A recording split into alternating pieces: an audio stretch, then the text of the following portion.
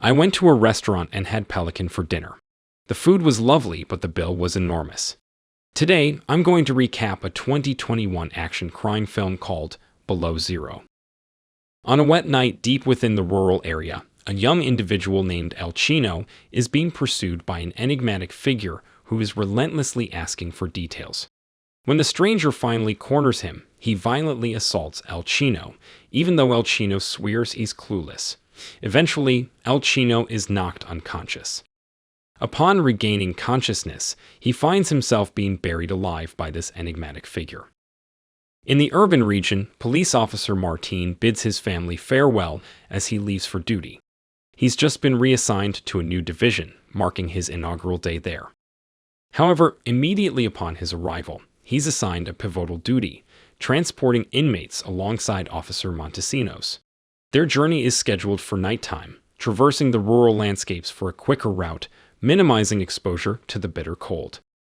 The late hours are chosen for stealth and security, which also means officers can't carry personal phones and inmates are only informed of their relocation shortly prior.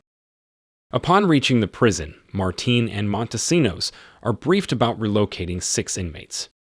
While the majority are incarcerated for minor offenses, Mihai is embedded in global trafficking rings, and Pardo once held political power.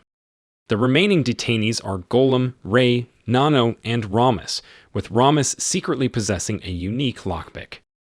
In a designated room, Montesinos examines the inmates for hidden items, while Martín confiscates personal belongings, storing them securely. During this process, Nano audaciously provokes Montesinos, leading to heightened tensions. Although Montesinos contemplates retribution, Martín intervenes, diffusing the situation. The inmates are then escorted to a fortified transport vehicle, each allotted a separate cell. Most are unshackled except Mihai and Ramis, due to Montesinos' suspicion. Before commencing the journey, Montesinos advises Martín to be more lenient, but Martín emphasizes the importance of rules. Throughout the journey, Martín is at the wheel while Montesinos oversees the detainees in the rear. A surveillance camera allows Martín to monitor the back, and both officers stay connected via radios. An accompanying police vehicle, manned by 2 officers, leads the way for added security. Close to the forested area, the enigmatic individual is aware of the approaching police and lays down a spike strip to halt their advance. In the transport vehicle, a heated debate about politics and crimes ensues among the prisoners. To pacify them, Montesinos instructs Martín to increase the heating, hoping it will induce sleep. The shadowy figure speeds past the truck and takes the lead. Ramis seeks permission for a restroom break. Montesinos escorts him and temporarily frees him from the cuffs, giving Ramis a chance to retrieve his concealed lockpick. As the truck delves deeper into the wooded route, fog thickens, obscuring Martín's view of the escorting police car. Radio calls to the officers go unanswered. Suddenly, the truck halts upon encountering the spike strip.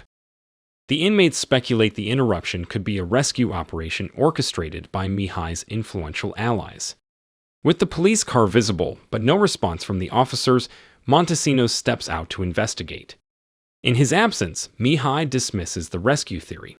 Meanwhile, Ramis, now equipped with his lockpicking tools, contemplates an escape, engaging the others in conversation. As silence from Montesinos persists, Martín grows anxious and exits to search for him, armed.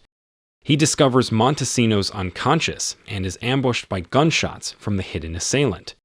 Martín retreats, taking cover by the overturned police car, where he discovers both officers deceased. A bullet's impact temporarily impairs Martín's hearing and orientation. Ineffective return fire exhausts Martín's ammunition. A retreat to the truck results in a gunshot wound to his thigh. Communication attempts with headquarters prove futile, and with the assailant's bullets threatening, Martín retreats to the truck's rear and secures the door. He scrambles for the first aid kit to address his injury. Inquisitive prisoners receive no explanation. Martín's attention is diverted by the assailant's intrusion into the truck's cabin, captured on camera. Seizing the moment, Ramis, having unlocked his cell, assaults Martín. The struggle is evenly matched until Martín, out of ammunition but unbeknownst to the prisoners, brandishes his gun, forcing Ramis into submission. Ramis vehemently denies recognizing the outsider, but before they can delve deeper, Pardo and Ray sense something amiss in their confines, an influx of gasoline, foreshadowing an imminent inferno. Recognizing the dire situation, Martín unlocks their cells for assistance. He manages to douse the flames engulfing Pardo using a fire extinguisher, but tragically, Pardo has already succumbed. Ramis assists Ray, concentrating on Ray's aflame leg. Once the flames are quelled, the duo liberates the remaining inmates. However, Martín faces them defensively, his firearm the only deterrent. The standoff is punctuated by Martín's radio, crackling with the voice of the enigmatic man. He discloses that Martín holds the sole key to the truck's rear exit and demands they unlock it, remaining indifferent to their subsequent actions. Chillingly, he reveals Martín's empty ammo status. Martín attempts to convince the inmates of the man's unreliability, but the warning falls on deaf ears as they assail him for the key.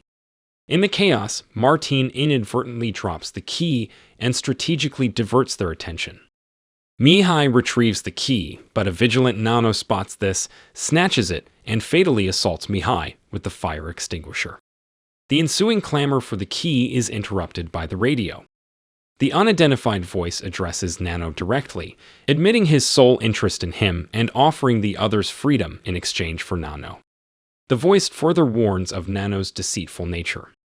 Nano identifies the voice as Miguel, a dishonored ex-policeman framing him for an uncommitted crime. The inmate's primary concern, however, remains escape. Miguel's next revelation over the radio is the demise of Chino. Distraught by the news and the group's inclination to surrender him, Nano swallows the key in a frenzied state, ensuring his unreachability to Miguel. As chaos reigns, Miguel tends to the truck's flat tires, then retreats to his vehicle for warmth, refreshments, and to gather tools. Inside the truck, a now conscious Martín discovers he's been isolated with Nano, secured with handcuffs. The deceased are stowed back in their cells. Miguel's manipulations have left the truck devoid of heating and primary lighting, plunging the space into dim coldness. Retrieving their belongings from the storage compartment becomes the inmate's next objective. Suddenly, the truck roars to life as Miguel hotwires it and commences his journey. Communication channels reopen, prompting Ramis to broker a deal, explaining the swallowed key's whereabouts. Conversely, Miguel sternly warns against harming Nano to retrieve the key, emphasizing his importance alive. Exasperated, Nano disables the security camera and passionately pleads his innocence to Martín, shedding tears over Chino, whom he regarded as a sibling. In the interim, Ramis discovers tools in a compartment and speculates their potential in aiding escape. Ray volunteers to score the confined storage space for potential escape routes. Outside, Montesinos regains consciousness, despite suffering gunshot wounds to his leg and abdomen. Surveying the vicinity, he discovers the deceased officers. He attempts to radio headquarters for assistance and stumbles upon Miguel's vehicle. Inside, he finds a myriad of intriguing items: vibrant stickers, a firearm, family photographs of Miguel, and a newspaper clipping indicating Miguel's daughter remains missing. In the truck's confines, Ray manipulates the tools, trying to pry open an access hatch in storage, while Ramis jestingly points out Martín's lapse in recollection. Ramis had performed at Martín's wedding. The truck's pace suddenly escalates, courtesy of Montesinos, who, commandeering Miguel's car, takes aim at Miguel. In a bid to halt Miguel, Montesinos races ahead, but Miguel retaliates with greater speed, ramming the car into a tree, leading to Montesinos' fatal end. The abrupt brake application in the truck results in Ray's fatal collision with a protruding screw. Miguel alights to confirm Montesinos' demise, then reloads his weapon, contemplating his subsequent steps. Resuming his drive, he becomes increasingly desperate in his tactics. Although initially dismissive of Ramis' radioed overtures, Miguel eventually responds, highlighting the impending dawn as Nano's final window for confession. Undeterred by Nano's consistent denials and Martín's inquiries, Miguel proceeds to a frozen lake, positioning the truck at its center. He fires rounds into the ice surrounding the truck, then retreats, anticipating the impending submersion. The compromised ice gives way, and water engulfs the truck's interior. Martín, in a last-ditch effort, reveals an emergency exit's existence, previously undisclosed for safety concerns. Offering its location in exchange for his liberation, Ramis swiftly employs his lockpick to free Martín. An abrupt jolt from the truck causes the lockpicking tool to plunge into the icy water below. Golum bravely dives in to retrieve it. After successfully handing over the tool to Ramis, the physical strain proves too much for Golum, and he tragically succumbs upon emerging. Ramis swiftly unlocks the restraints as the truck submerges. Martín directs them to the concealed emergency exit. Nano dashes out immediately, oblivious to Miguel's watchful gaze. Ramis, emotionally tethered to Golum's lifeless form, needs Martín's intervention to avoid a watery grave. Nano effortlessly surfaces and flees, but an observant Miguel pursues. Ramis escapes with ease, while Martín struggles onto the icy ledge. Gratefully, Ramis reciprocates Martín's earlier rescue, and in a subsequent moment of compassion, Martín refrains from detaining Ramis, parting with goodwill. Guided by the distinct echo of gunfire, Martín locates a forsaken structure. Within, he observes Miguel targeting Nano from a windowed vantage. As Martín confronts Miguel, a dark tale unfurls. Earlier, during festivities, Nano and Chino had spiked the drink of Miguel's young daughter, leading to her subsequent abuse and torment. In a harrowing account, Miguel reveals that the two had cruelly dragged her, bound to a stolen vehicle. The whereabouts of her remains elude discovery, and a flawed justice system had failed Miguel. Chino's confessions, prior to his demise at Miguel's hands, had furnished these grim details. Miguel's sole quest is to locate her body for a dignified farewell. Spotting Miguel's momentary distraction, Nano attempts escape, but is thwarted by Miguel's shot, injuring his leg. As Miguel's weapon depletes its ammunition, a reloaded Martín seizes the opportunity to engage. Their fierce confrontation sees Martín using a glass fragment to injure Miguel's hand, allowing Martín control over the rifle. Undeterred, Miguel traces Nano's blood trail, with Martín tailing closely. On their encounter, as Miguel forcibly tries extracting information from Nano, Martín's rifle resounds with a cautionary shot. Miguel momentarily loses focus, enabling Nano to fend him off. With Martín's rifle trained on them, both men are rendered motionless. Abruptly, the thumping of helicopter blades resonates overhead, signaling the arrival of police reinforcements. Believing himself to be out of danger, Nano taunts and ridicules Miguel, adamantly refusing to divulge the location of the concealed body. Witnessing Nano's blatant disregard triggers an intense reaction in Miguel. He shoots Nano in the foot and subsequently the hand, persisting until Nano discloses the whereabouts of the deceased girl. As Miguel breaks down in tears, additional law enforcement personnel converge on the scene, leading to Martín's capitulation.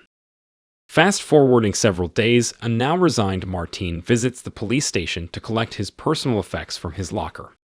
During this visit, he observes an officer updating the roster, replacing Montesinos' designation with a new entrant.